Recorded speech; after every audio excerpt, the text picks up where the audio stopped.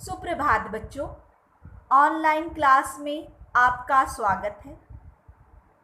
मैं आपके समक्ष हिंदी ग्रामर बुक अध्याय संख्या 22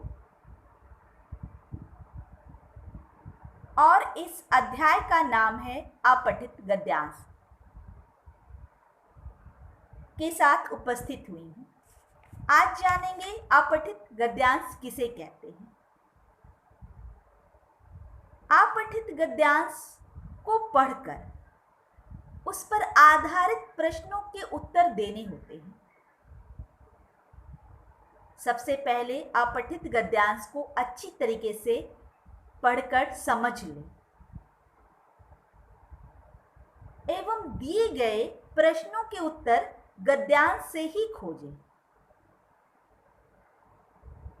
यदि गद्यांश का शीर्षक पूछा जाए तो उचित शीर्षक दें। तो आइए जानते हैं अपठित गद्यांश। अपठित गद्यांश दो शब्दों के योग से बना है।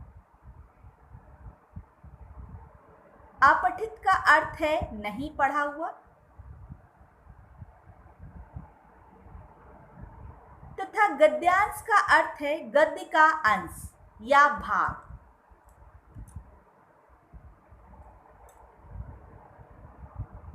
अतः गद्य का वह अंश जिसे पहले कभी पढ़ा ना हो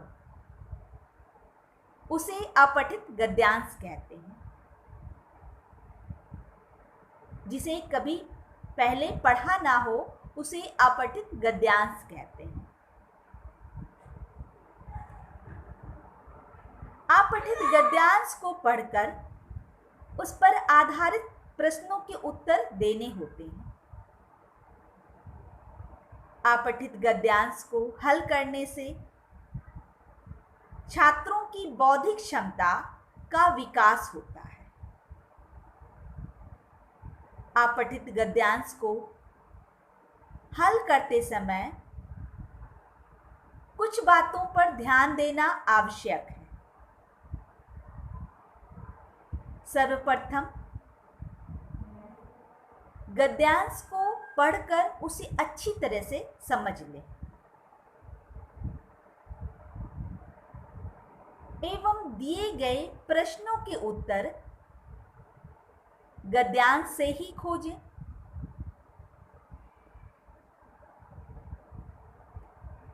प्रश्नों के उत्तर अपनी सरल एवं सटीक भाषा में दें। आपको जो प्रश्नों के उत्तर देना है वो अपनी ही भाषा में सरल एवं सटीक में दें। यदि गद्यांश का शीर्षक पूछा जाए तो उचित शीर्षक दें।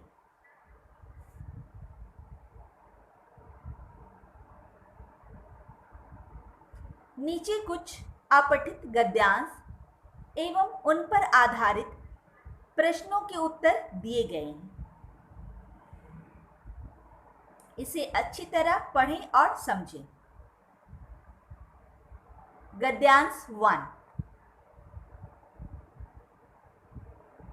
हम जिस देश में रहते हैं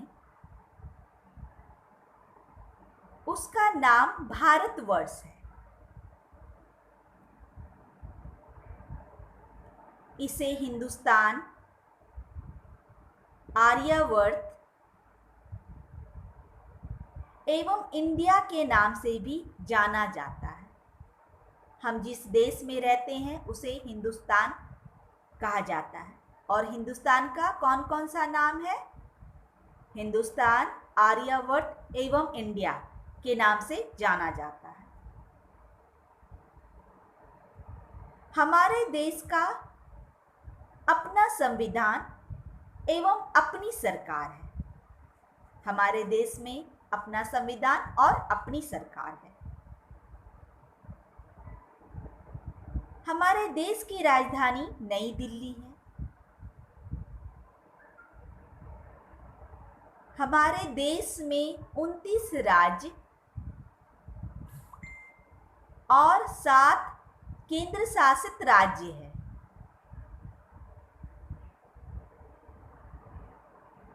कितने राज्य? 29 राज्य और 7 केंद्र शासित राज्य हैं। हिंदी हमारे देश की राष्ट्रभाषा है।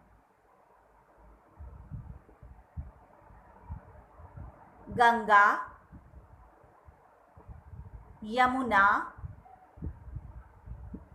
गोमती, सरयू, गोदावरी आदि हमारे देश की प्रमुख नदियां हैं। हमारे देश की प्रमुख नदियां कौन कौन सा है? गंगा, यमुना, गोमती, सरयू, गोदावरी आदि। दिल्ली, कोलकाता, चेन्नई और मुंबई हमारे देश के प्रमुख बड़े नगर हैं।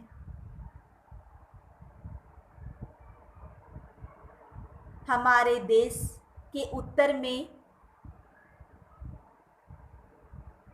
हिमालय पर्वत विद्यमान है।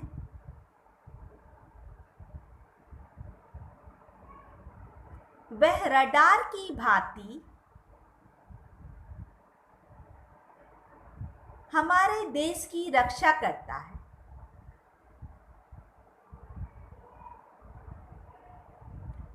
देश के दक्षिण में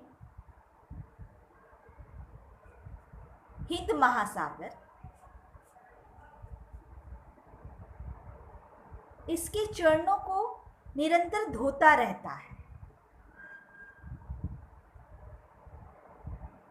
अब हम लोग इसके प्रश्न जान लेते हैं। इसके प्रश्न और उत्तर क्या है? प्रश्न 1, हमारे देश का क्या नाम है? उत्तर, हमारे देश का नाम भारतवर्ष है।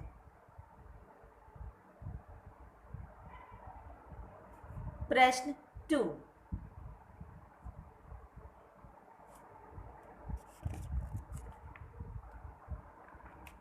भारतवर्ष के अन्य नाम कौन कौन से हैं? उत्तर, हिंदुस्तान, आर्यवर्त और इंडिया भारत के अन्य नाम हैं। प्रश्न 3, हमारे देश की राजधानी कहाँ है? उत्तर, हमारे देश की राजधानी नई दिल्ली में है। प्रश्न 4, हमारे देश में कितने राज्य और केंद्र शासित राज्य हैं? उत्तर, हमारे देश में 29 राज्य एवं 7 केंद्र शासित राज्य हैं।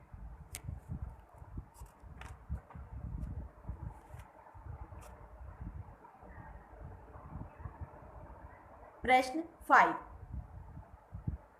हमारी राष्ट्रभाषा का क्या नाम है? उत्तर, हमारी राष्ट्रभाषा का नाम हिंदी है। प्रश्न 6, हमारे देश के दक्षिण में क्या है? उत्तर, हमारे देश के दक्षिण में हिंद महासागर है। प्रश्न 7, इस गद्यांश का उचित शीर्षक लिखिए। उत्तर, शीर्षक हमारा देश भारत गद्यांश का उचित शीर्षक है। आइए अब जानते हैं गद्यांश 2। कबीर को हिंदू और मुसलमान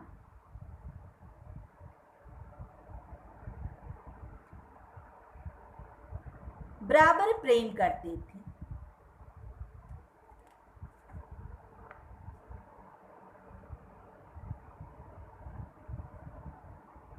उन्होंने हिंदू और मुसलमान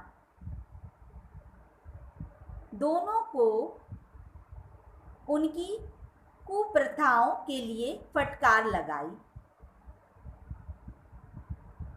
कबीर ने क्या किया? हिंदू और मुसलमान दोनों को ही कुप्रथाओं के लिए फटकार लगाई थी।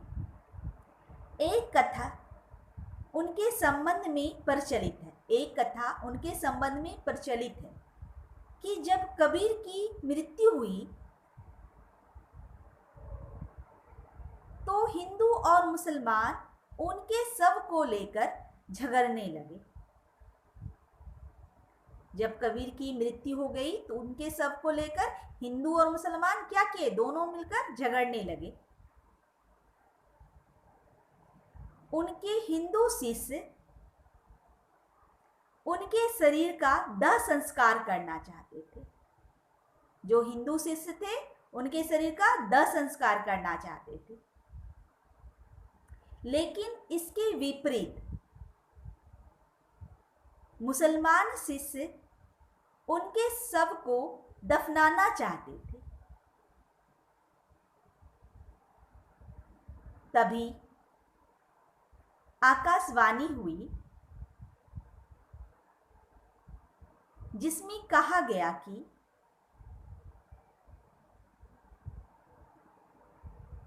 पहले शव के ऊपर पड़ी चादर हटाओ। ऊपर से एक आकाशवाणी आई जिसमें कहा गया कि पहले शव के ऊपर से चादर हटाओ। चादर हटाने पर सभी आश्चर्यचकित हो गए। कबीर का शव अदृश्य हो गया। उसके स्थान पर केवल फूल ही रह गए थे। हिंदू और मुसलमानों ने उन फूलों को बराबर बराबर बांट लिया। हिंदुओं ने उन फूलों का दाह संस्कार किया, जबकि मुसलमानों ने फूलों को जमीन में दफन कर दिया। अब इनके प्रश्न। हिंदू और मुसलमान किसे बराबर प्रेम करते थे? उत्तर, हिंदू और मुसलमान कबीर से बराबर प्रेम करते थे। प्रश्न 2, हिंदू शिष्य कबीर के शव को क्या करना चाहते थे? उत्तर, हिंदू शिष्य कबीर के शव को आग लगाना चाहते थे। प्रश्न 3, मुसलमान शिष्य कबीर के शव को क्या करना चाहते थे? उत्तर, मुसलमान शिष्य कबीर के शव को जमीन में दफनाना चाहते थे। प्रश्न 4, कबीर के शव के स्थान पर क्या बचा था? उत्तर, कबीर के शव के स्थान पर केवल कुछ फूल ही रह गए थे। क्या था कबीर के शव के स्थान पर? कुछ फूल। प्रश्न 5, फूलों का बंटवारा किस प्रकार हुआ? उत्तर, फूलों को हिंदू और मुसलमानों ने बराबर बराबर बांट लिया। प्रश्न 6, हिंदू और मुसलमानों ने फूलों का क्या किया?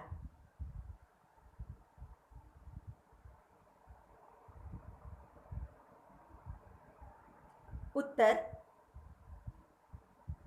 हिंदुओं ने आधे फूलों का दाह संस्कार किया, जबकि मुसलमानों ने अपने हिस्से के आधे फूलों को जमीन में दफन कर दिया।